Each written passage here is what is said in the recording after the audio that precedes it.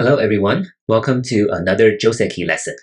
So today let's talk about the main variations stemming from this, what I would call this attachment underneath and double hane pattern.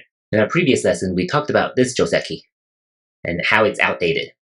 It used to be a favorite by everybody because this just seems very polite. Every stone here has 4 liberties left, no one's touching the other, and this seems pretty even. But as we said, number 7 is now considered very slow, and white in this situation can simply ignore it and play elsewhere. So in this day and age, this Joseki is becoming very, very popular. You see it in professional games as well as higher level amateur play. Very, very common. But that doesn't mean this Joseki is beginner friendly. The thing about Go is that things can get really, really complicated really fast. So this is why it's very difficult to teach this Joseki to beginners and lower level amateur players. But I'll give it a shot. So I'll cover a couple most basic variations, and I'll leave the complicated variations to future lessons. So let's start with this attachment underneath. As we said in the previous lesson, number 7 here puts much more pressure on white than number 7 here on the second line. So now white cannot afford to play elsewhere, because if it does, the corner will all be blacks. This is a very nice way to take the corner on the third line, and these white stones have no territory beneath them, very little potential toward the center, and it needs an extra move here on the side to avoid being attacked. So these 3 stones will be rendered pretty much useless. So that is why whites cannot afford to play elsewhere. White must bend here at the 3-3 point. So why does white bend here at the 3-3 point instead of playing something like this? Right? This will be too slow. Usually getting the 3-3 point is a nice way to come into the corner, so this will be way too comfortable for black. Furthermore, white is not afraid to play this bend, meaning that it's not afraid of playing this cut. So this is why you need to learn capture techniques first as beginners, because now you understand that when black cuts here, white can kill black very easily with this move. And this will be a simple ladder. So black cannot cut here. And that's exactly why white can play here and at the 3-3 point, protecting the corner. Now the next move is confusing for a lot of beginners. We need to answer 2 questions. Both are super legit. Number 1, why is black playing here on the second line? Because we talked about not playing on the second line at the beginning of a game. So why is black doing this as part of this Joseki? And number 2, it seems like white can play this cut, black must connect. Usually you have to connect this stone on the third line. And now all of a sudden, we can use a capture technique and capture number 9 in 2 moves. So why does black just sacrifice number 9 like this? What's going on here? Right, so this is another very serious question for black. So to answer the first question, why is black playing here on the second line? Because at the beginning of a game, what do? You occupy the corner, you occupy the side. That's for gaining territory. And then if you jump, if you fly toward the center, usually that's for building potential toward the center, but you don't play on the second line. So what do you play on the second line for? And the only answer usually is to settle your group, meaning that it is good for your eye shape and eye space. So in the simple Joseki I introduced earlier, white can play this move, and now black can play here, another move on the second line.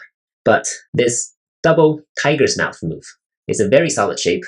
It's very good for settling the group and for making 2 eyes. So that's part of the reason why black wants to play here on the second line, because it is closer to the side and it is good for making 2 eyes, for settling the group. Once you get settled, you're not afraid of being attacked. And that's a strategy that AI really favors these days. And it is definitely something that you, as beginners and amateur players, should consider, right? Settling your group, making enough eye space, knowing how to make 2 eyes very easily is a great way to play, because you're not afraid of being attacked. Another reason for number 9 here is its potential to come into the corner, right? After 11 here, later if white plays this pincer move, black is not afraid. Black can come into the corner very easily and build a living shape this way. In that sense, number 9 is also contesting the corner, which we know is a very important position to occupy toward the beginning of a game. So that is why number 9 is here on the second line. First, to make eye space, to help settle the group. And number 2 is trying to come into the corner. So these are the 2 reasons why number 9 is here. Now let's answer the second question, which is also a legitimate question. Is now whites can cut here, black must connect, and white can capture number 9. So what's going on here? Now after number 12 here, white also has a cutting point right here. Black can cut here, white must connect here, because this is an Atari on number 8. And now black can kill number 4 this way. So who benefits from this pattern? Black sacrificing a stone here in the second line, and white has this start point being captured? And the answer is clearly this is good for black, because white's corner territory is very limited. It's about 6 points, and now black has this potential toward the center, and this side is sealed off. White cannot come into the side. So the upper side is sealed off, and now black has great potential toward the center. So now white has these 3 stones on the second line versus black's 1 stone on the second line. So after this exchange, even though number 9 gets captured, black actually benefits. So this tells us 2 things. Number 1, sacrificing a stone here on the second line is no big deal at the beginning of a game, and it's actually very, very small in terms of territories. And number 2, playing this exchange, capturing number 4 here on the outside is much, much better than taking number 9 and occupying the corner with a 6-point territory. So in this sense, number 9 actually sets up a trap. And that means white cannot just think about how to capture number 9. White has to think about the consequences of number 4 being captured by black. So this is why white cannot cut here. So now let's get into our variations. The correct move for white is to play this Atari instead. Now black must connect. Usually when your stone on the third line is under Atari, you have to connect. It's much more valuable than the stone on the second line. And the next move for white is simply to connect here, and black connects here on the second line. Now white can simply play here on the fourth line, and black can extend. End of the variation. Now white can play elsewhere. White is very much on the outside, it is not afraid of being attacked. And black has built a pretty solid base here on the side, so both sides can be satisfied. Of course, if you're white, you can also play this move as a follow-up. But at this point, playing on the corners is probably more valuable. So this is the first variation of the day. It's playable for both sides. But more often, you're going to see this move. It's a sharper move because now black cannot build a living shape here in the corner very easily. And of course, black will not play here at number 15. It's way too small. But this is just to show you that black actually cannot build 2 eyes here on the corner. Whereas here, eventually, if black wants, it can cut off number 8 and live this way or this way. Now what white is saying is that if black doesn't play something on the upper side, white can attack black. So black can simply play here. It's a 1-space extension, a little slow, but it guarantees its own survival. It would be something like this. But a sharper move that can lead to very, very complicated variations is this move right here. And now the sharper move for white is right here. It's aiming to cut black off, but of course playing here on the second line also has its own dangers for white. So a peaceful way to play this is for black to simply connect here. White will play something like this, and black jumps. So once black jumps, it is not afraid of being attacked right away, because there's a real eye here on the second line, and white has to play this move.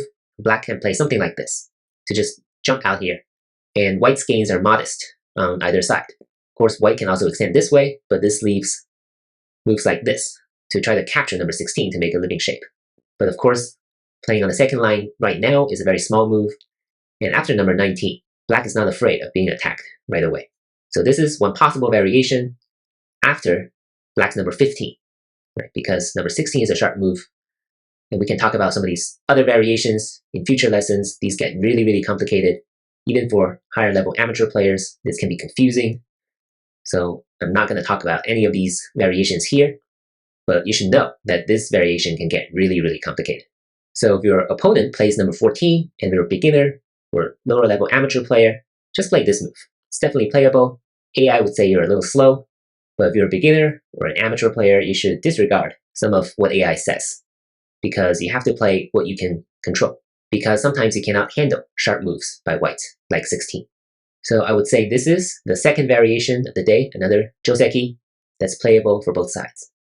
The third variation would be when white doesn't want number 5 to connect with a corner. So white pushes through this way.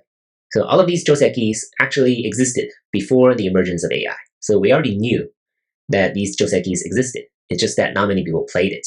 So now black must cut here, threatening to capture 10 and 12. So white must crawl here on the second line. And now black can play this double Atari. It's a capture technique. And white will have to extend here. And now black plays this move right here to protect against the corner. And white Ataris this way. And this is playable for both sides. If black only occupies the corner this way, allowing white to have a very solid potential on the outside, this is definitely better for white. But it is playable because black can actually connect here and start a series of very sharp fights. I'm not going to go into the details of the fights, You can play those out on your own. Of course, AI has suggestions. Some professional Joseki books have suggestions on how the fight should play out. But once black connects here, really all bets are off. You're gonna have to engage in the fight, no matter what. That means white does not have total control over number 5 and 13 after number 18, although it definitely has an advantage against these 3 black stones. But it's going to be an exciting fight. So you can try this variation on your own and see if you like it. If you feel you cannot handle the fight, then you should avoid this Joseki. If you feel you're great at this fight, you can beat your opponents at this fight, then keep playing it until you meet stronger opponents who can beat you. And then you have to come up with some other Josekis to play. And that should be your strategy as a beginner and amateur player. So I would call this our 3rd variation. Of course, there are many other variations here. Some of those variations involve wrong moves. Well, most are not super wrong, like a little wrong. And we can cover them in the next lesson, because I know this is already pretty overwhelming. 3 variations, a lot of caveats, a lot of things to watch out for. So I think I'll leave it here for now. And in our next lesson, I'll talk about some of the other variations stemming from this double hane move here at number 9. So I know this is complicated. Thank you for your patience. And if you're unclear about any of these variations, feel free to ask me. Feel free to check out some of the other videos by other creators out there. I'm sure we have different approaches, different emphases, and maybe some of their approaches will appeal to you more. Another way to learn, of course, is just to watch videos like this multiple times so you understand exactly what's going on with each pattern, because usually after learning this for the first time, it's hard to remember everything. So I hope you enjoyed this video, and I'll see you in the next one. Thank you.